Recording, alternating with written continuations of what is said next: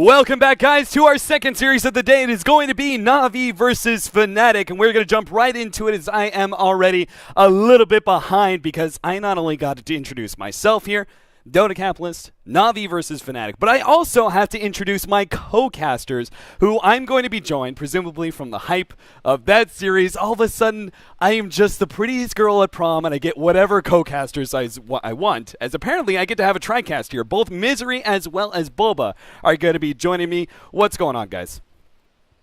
What's up, man? Oh, I'm sorry. I got you a little bit low. All right. All right, I'll turn it up a little bit. There we go. It's a little bit. If you could just be a little bit louder in general to your microphone, that way we don't get as much background noise from you. It should be better now, I think. Much better. Right? Much better. Yeah. You sound beautiful. Misery, it's been a while since we talked, man. Yeah, it has. It has. You, I saw you in chat spamming it up. You enjoyed that last game, that last series, man. That was pretty insane. Yeah, that was some sick stuff. Like the amount of throws and counter throws and fights that game was so entertaining. I like even Big Daddy towards the end there just had to get that slight, like it felt like when I saw it, I was like, it's not really gonna matter, but just that slight little throw where he grabbed Puppy and he was like, Puppy, save me, I'm gonna die, and he tethered right before the relocate instead of right after, and he resulted in Puppy's death. I was like, yep, that feels like exactly what this game was. It would just kind of throws back and forth. Bubba, buddy, you're also there, the Fiend himself? Hi, I'm here. What's going on, man? Hey, Boba. Oh, hi, Misery. Hi. How are you doing, dude? I'm doing pretty good, man. How about you? The usual. Just playing some Dota 2, man. The usual. The usual. All right. Well, now that you guys have reacquainted yourselves with each other, because apparently you guys needed to be able to do that, we're going to get into Na'Vi versus Fnatic. We already have the draft underway, and we are going to be seeing both the Razor and Tinker picked up by Na'Vi, and Faces Void and Nature's Prophet going the way of Fnatic. I will start with Bulba, being the Na'Vi's Team Tinker, one of the masterminds of Team Tinker here. Let's talk about the Na'Vi draft. Navi's draft. They have a. I'm not a huge fan of this Razor Tinker opening. I think it depends. It depends on other lineups. Right now, I prefer Fnatic's 2 heroes better. I don't think you need this Tinker when you have this Razor. They don't fulfill the same role, but this means that the lanes are kind of known where this Razor was going to go safe lane instead of sending it mid. And when you send Razor mid, it's hard to send other heroes versus him mid. But they can also send the Tinker safe lane as well. But the opening the Fnatic has, I like it quite a bit. But Razor overall is just a really strong hero right now. But doesn't, I mean, you're part of your reasons you don't like Na'Vi's draft is you say it kind of locks down their lanes. Well, doesn't it do the same for Fnatic here with which should be an off lane Furion and a 1-position Void? I mean, can they really change that any other way? I mean, their laning phase, they can do several things. They can send this Void or Fury on any lane. You can still go aggro tri lane. You can still send this Fury on safe lane. You can still send this Void even safe lane. But it's probably going to be... I've seen them do this Fury on safe lane with this Void off lane quite a bit. For Fnatic at least. And Trixie usually plays the Fury on. So that might be what they're doing right now. But I like Void quite a bit versus Tinker. I think Void is actually one of the best heroes versus Tinker, so... Now, Misery, we've got this Fnatic squad that I haven't actually been able to cast that many games with them. I think I've casted maybe 2 or 3 games so far. Their squad seems maybe a little bit shaky at times. I'm not quite so sure that they are really going to be able to reach the same heights as the previous Fnatic lineup.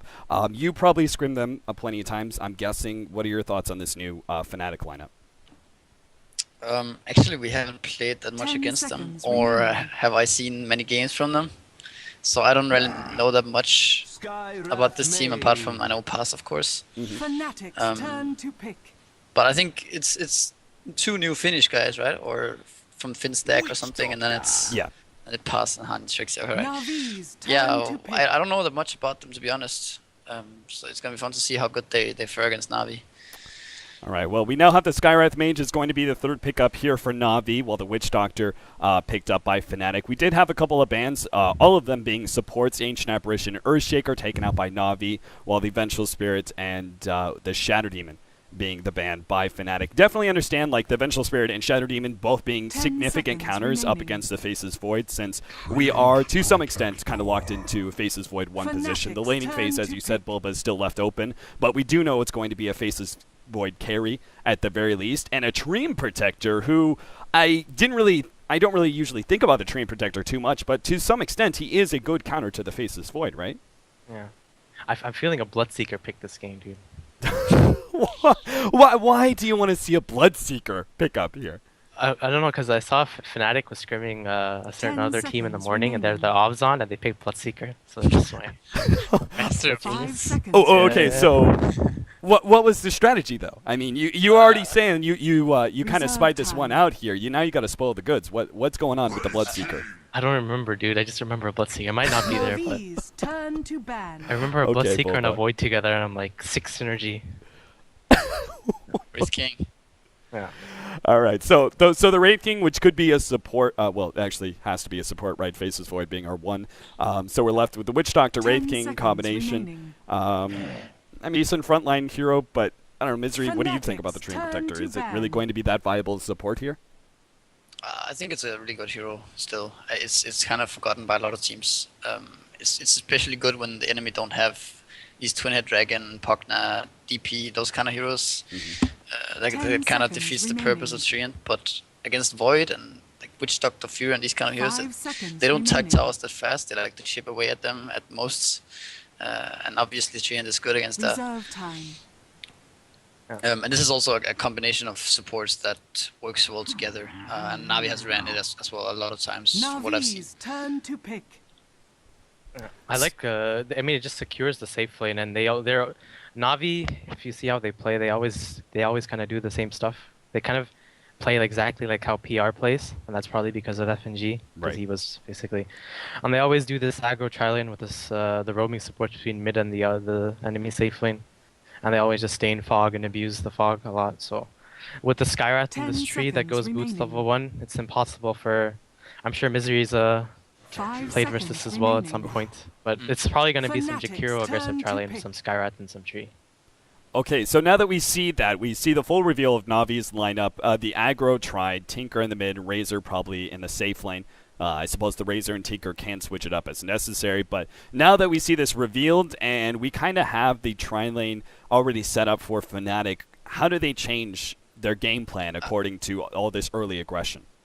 I think we might see some trade-off in terms of towers here. I think we might see Navi go offensive and take the tower, Radiant save lane tower. Or Dire, yeah, Radiant. And then Fnatic will also go offensive and then TP the Fury up there and then also take the tower. At least that's something that could happen. Okay, so just basically their plan being just to dodge the aggro try as much as possible and delay just kind of like make sure they don't get into any early fights. And the Troll Warlord is going to be their last pickup for the mid. The problem I see with Navi's lineup is that they lack catch. Without this tree and getting blink, how do they stop split push? And then this Tinker has to get some items as well. But before these heroes get these items, they lack a lot of catch, and this Jakiro is going to have to go Yules as well. Or else I don't know what they can really do versus mass split push mid to late. But Tinker Dota. Yeah, they still have the good old Tinker. Yeah, it's just the biggest problem is going to be with the Tinker when he tries to defend these split pushes. He's going to be left pretty exposed to that Faceless Void and that jump in Chronosphere, plus now the Troll Warlord ultimate, which is just like a huge buff up for Boogie now, as the Faceless Void is now actually created quite a danger. But we could be seeing something entirely different here. Fnatic are going to be running an aggro try here with the Troll. It's not. I mean, they're just dodging. Okay. If I look at the Fnatic's lineup and I have Navi's lineup, I would say just put the Razor bottom. So I think that's what Navi's gonna do. Put Razor bottom and then have supports roam, but focus on where the Fnatic tri-lane is at, because they could have the safe lane tri-lane with Tree and Skyrath and Jakiro up against Troll, Wraith King, Witch Doctor. That should be fine. And then Razor will crush Void. Right. I think Razor's gonna go safe lane because they just want this Razor versus the Void, right? So yeah, but I mean, both teams don't really have a choice of not going offensive. I would say. Yeah. With the heroes they have. I think Navi should basically. You're saying Navi should have like preemptive knowledge. I mean, just the thing that the other team's gonna probably dodge their aggro tri-lane. Yeah. So. They're definitely, if they send Razor bottom right now and they just went safe lane with this Jakiro tri-lane, it screws up Fnatic's lanes quite a bit because they need to move this Void top, and then all the switching lanes and stuff right now hurts you a lot. Right, because there's so much importance on the laning phase in this current meta that even just a small change-up like that, by having to switch your, essentially your offlaner and your tri-lane up, and being able to be already at that big disadvantage can lead to a general snowballing. The mid matchup is going to be the Furion versus our Tinker, but of course the biggest issue is going to be Na'Vi. As you said, the early boots pickup on these heroes are going to be able to, yeah. It's scouting him out. That's really, really well done, actually. Because otherwise he would have been dead, like, right away. At the same time, FNG does still have the last little remnants of the haste rune. He's going to go in for the rotation, Matumbu Man, but he's already too deep. There's no way they have enough killing power, especially with the Skywrath Mage not there. So where do they go from here? Do they leave just 2 heroes up against the Faceless Void and try and take down this tower nice and early, and have the Treant Protector try and protect that top lane Razor? I mean, they're going to do exactly that. They're just going to pressure this Void, and then once Hero gets some levels, they're going to push this tower. And I don't see Fnatic being able to really stop that tier 1 push. But Na'Vi can actually stop the enemy. It's hard for Fnatic to push that tier 1, I think. But actually, I don't know, because you have Witch Doctor in the heal, and you can go dive the wave, and Troll does some decent damage. So on the Plasma field, it's usually a really good zoning ability 9 times out of 10. Just the Witch Doctor Voodoo Restoration just gives you so much extra added sustain and pushing power that they can just go ahead and potentially go for dives, especially if Pos can get some sort of wraparound, because we know the Furion's going to be able to be there, seeing as he's the solo mid. He can get a lot of experience very quickly here in this mid lane. Yeah, and if you look at Fnatic's heroes, they have a lot of synergy with the Chrono, because they have the Furion ulti, they have this Troll ulti as well for the Void when he's using Chrono, and they also have the Witch Doctor ulti for the Chrono. So Boogie, he's taken so much damage already. In fact, his damage over time is going to be threatening here. Hobos gets off one last hit. That's going to be your first blood, as just not enough backtracks in the world could save him there from that bit of a dive. Meanwhile, at the same time, look at top lane. Fnatic are currently cutting their way through the trees, and they're looking. Oh, FNG is actually going to run right into them, cutting down a tree of his own, and he spoils this attempted gank on Fnatic, as I don't think they can really go on a Treant Protector, right? They have to try and lock down Fnatic as much as possible, but do they even have enough disables to do so? The thing is, Fnatic ran and placed this ward really early on, and I saw them sitting in there, like all along. So this Na'Vi setup is really, really good for them, because they're not going to get caught out by this tri-lane. I think this Void dying bottom was a big mistake on Fnatic's part. I don't think he should die there. But especially when Skywrath doesn't even doesn't have silence yet. He should be able to run away from these 2 heroes. But this death is going to cost him quite a bit, because that means Habos is going to have much more farm.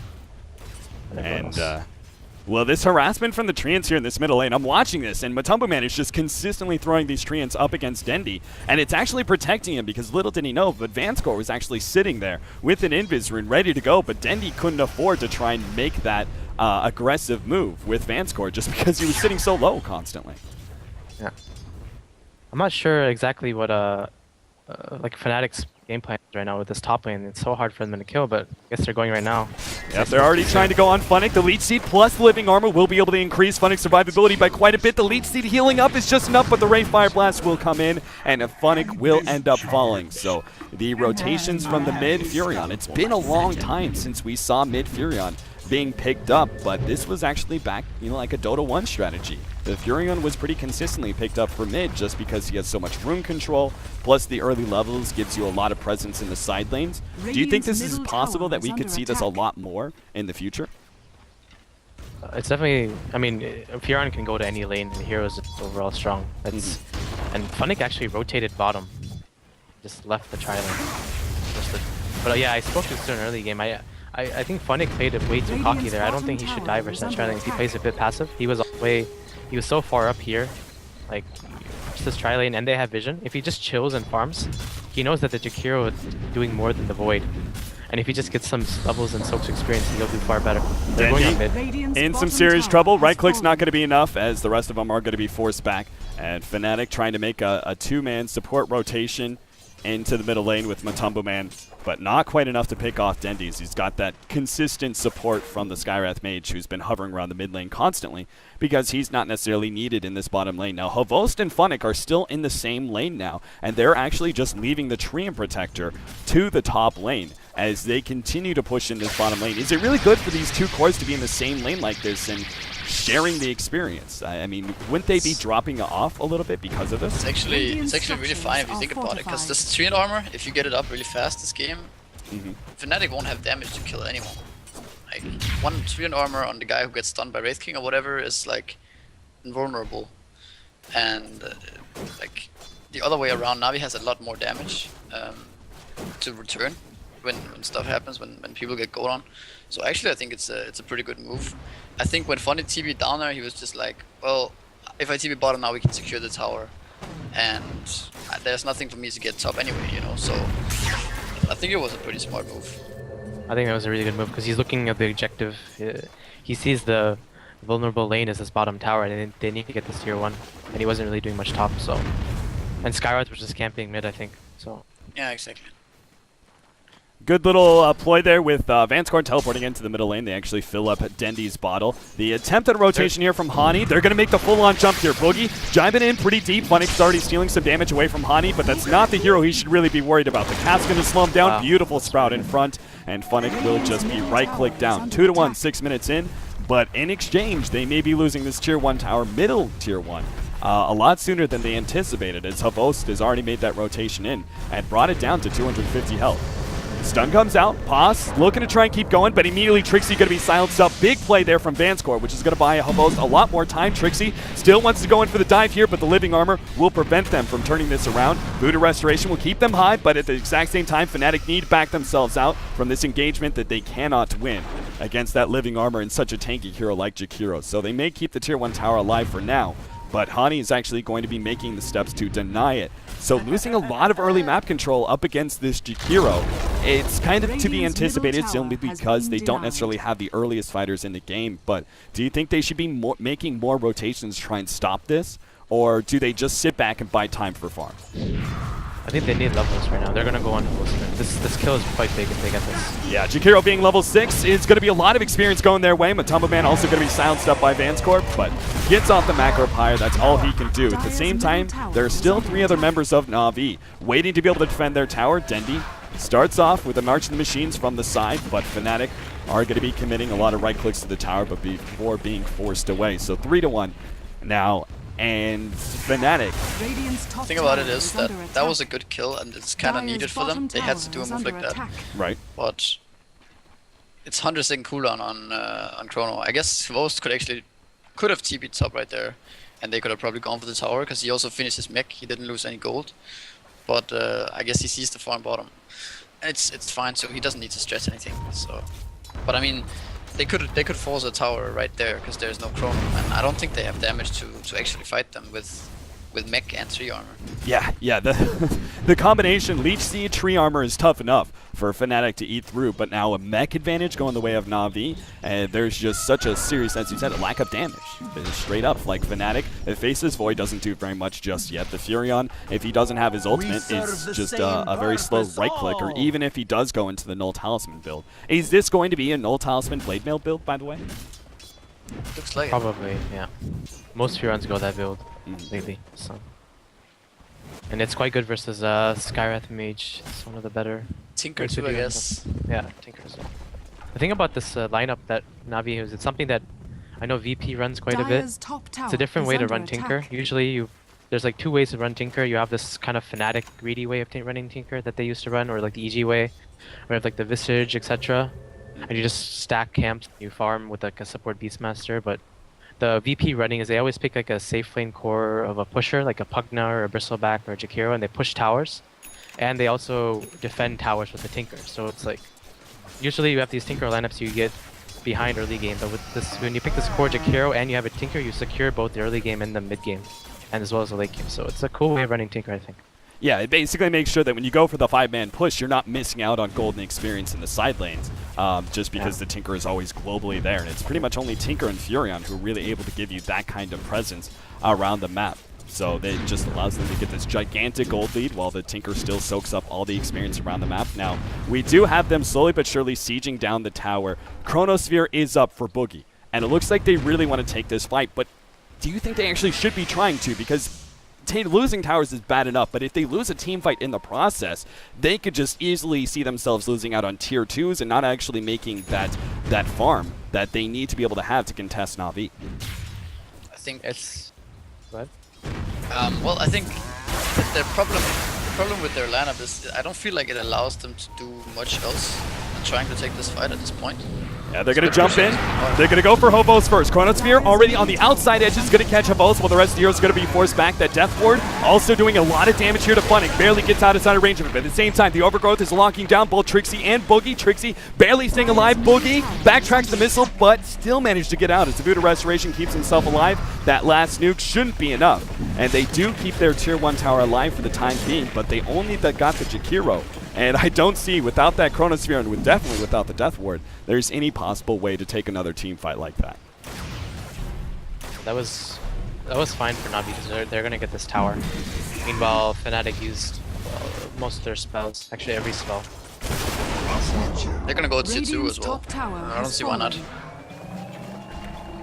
And that just means Fnatic have to essentially just go into the other lanes, try and split push as much as possible. That's the problem with this lineup is this Tinker just can't.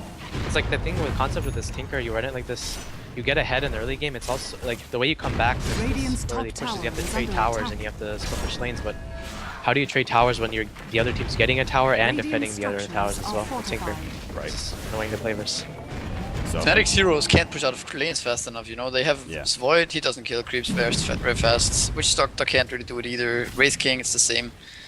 Troll maybe can kill a wave here and there, but he'll go against up. Slow goes down. Overgrowth is going to be laid down on Posse. He's going to be going down as no ultimate is available for him. The Death Ward is doing a good amount in the back as it actually just keeps on going. No disables available. Fnatic's going to be forced back, but the March of the Machines will cover their retreat.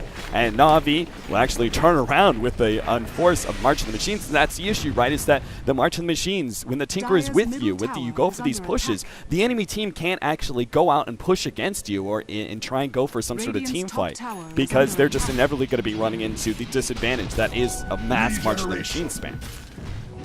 And like what Rasmus said, their heroes actually just can't push these lanes out fast enough. Like Troll can just use the second spell, but this Void, it farms quite slow. The supports as well there's no Rasta, there's no Shaker, etc. like that. So. Dandy just runs into Matumbo Man as well as Trixie, and he should be losing his life here. The rearm goes off. He gets off in the March of the Machines. That's all he can do, though, as just unfortunate positioning there. Being very greedy, trying to take some of the enemy jungle, and ends up getting caught. Still, again, these deaths, they don't mean that much because they're not getting any towers or anything out of them. Right. Their map control is still zilch. They have their own jungle to farm. Meanwhile, Navi's is farming the entire map. So despite the fact that we had like this Troll synergy with the Faces Void, do you think you wanted to see a different hero rather than the Troll for this last pick for Fnatic? Not sure exactly. Well, I think also there's an issue even before that with Witch Doctor Wraith King support. Oh, Boogie. He's just been silenced up. They're going to try and slow him down. Already the Macroplier going out. Boogie not having enough time to time walk away. Will just be right-click down. As Na'Vi go ahead and turn that from doing Roshan, getting a quick kill, and now going back to doing Roshan with the added static link damage, allowing them to do it that much faster than they were before. I know you, Rasmus, on Alliance, when you guys ran this combo quite a bit. This Witch Doctor Wraith King support. Yeah, well, it's like Wraith King needs to make moves, but that hero, if he doesn't get a good start, the hero doesn't really offer that much. Oh, the Death Ward actually goes out. Trixie gets right in the middle of all these heroes with his spin, but it's not going to be enough. The Death Ward continues to just eat through these heroes, but eventually runs out. And now Hani's just with the cast, which continues to bounce back and forth on Hobos. Trixie might just be able to get out because of it. With the Leech Seed slow, doesn't look like he'll be able to make it out. The Rocket will finish him off, and with an Aegis now being picked up by the Jakiro, they try and go for some insane, crazy play that involved them trying to get into that Roshan fight without all their heroes, particularly without the Faces Void. And to nobody's surprise, it doesn't work out well for Fnatic. Yeah, that was a disaster. They didn't have the Void died before. Maybe if the Void was there, they could have stolen the Aegis, something like that. That's what they really needed to come back in this game, but Instead, they just lost heroes even more, and Na'Vi got the Aegis as well. That means they'll now be able to push down the rest of these tier 2s. Nothing really stopping them. We have Matumbo Man trying to look for the only safe place to farm, which is currently going to be the enemy's jungle, as their own jungle is constantly being invaded. Boogie's going to run into Vanscore here, and Silence, it does go off on Boogie before he can get off the Chronosphere. Now the ultimate being dropped as well. Boogie in danger of going down before he can get off any of disables. Overgrowth goes off as well, and that Potts right in the middle of all these heroes does have a reincarnation. He can afford to go down here, but even if he dies, where's the damage going to come from the rest of Fnatic? They don't have their Faceless Void. They don't have the Furion either. He's just now coming in. Fnatic FNG, just overextends himself, gets caught in the Sprout Death Ward combination. And once again, Hani is pretty much the only source of damage, it seems like, with that ultimate. And even that doesn't seem to be enough to finish off any one hero. They get a deny in the middle tier 2 tower, but the end result is still a Faceless Void in exchange for a Treant Protector. And that's exactly what we're seeing. The Trixie, when he sees the opening there on a Jakiro, he can't actually go into it just because the March of the Machine spam will bring him too low. Yeah, it's impossible for Fnatic to defend versus this push. The March is constantly, and then the Jakiro sieges so well. I don't really know what they can do right now to come back in this game. They need some big play from this Void, and they need this Witch Doctor to farm an Ags up. Yeah, that's pretty much it. They need to abuse this AoE that they have on Witch Doctor. Like they're able to kill multiple people. The rest of it is like single target. You need to hit a Chrono on both like Treant and Jakiro.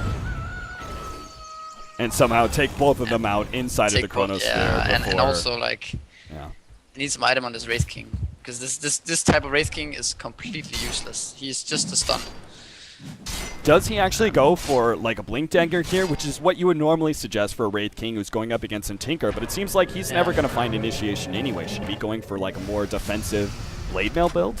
He needs to go for a Midas, dude. I also think the only way they're gonna win this game is if they can somehow drag it to like 25, 30, 40 minutes even, and this Wraith King starts getting fat, and I think the best choice for him is probably the Midas still. Teleport in. Hani is going to be joining. They do have the Chronosphere up, and Hani has the Death Ward. They could easily get a good ultimate here, but the Chronosphere is not coming out just yet. Now locking down two of the heroes. Finally, Hani will let loose that ultimate, and it's really just not doing quite enough. Fnatic still being able to walk himself away. Now the ultimate dropped on Hani. He's taken out, but Matumbo Man returns a lot of damage with the Blade Mail, but certainly not enough as he gets taken out by that Dagon. Trixie chased down, and there it is. GG from Hani. And a very one-sided performance here by Na'Vi in this first game one in the best of 3 for the ESL 1 New York European qualifier. I'm not sure exactly, because I've seen the way Fnatic plays in some of their games, and they rely a lot on this Matumba Man guy playing some playmaker like Ember, stuff like this. And this game, I mean, Furion is isn't really the same way. It's like it's not like an Ember Spirit or something like that. So it's actually funny. I call him the Finnish Sing Sing because he plays like Sing Sing's heroes. Yeah. All right, guys. Well, that means we're going to be jumping into Game 2, a short little 17-minute match for Game 1. Hopefully, Fnatic will figure out what went wrong in both the draft and maybe some of their early play. Clean it up a little bit and give us a more entertaining match for Game 2. Stick around, guys, for the ESL 1 New York European qualifier coming up in just a few minutes.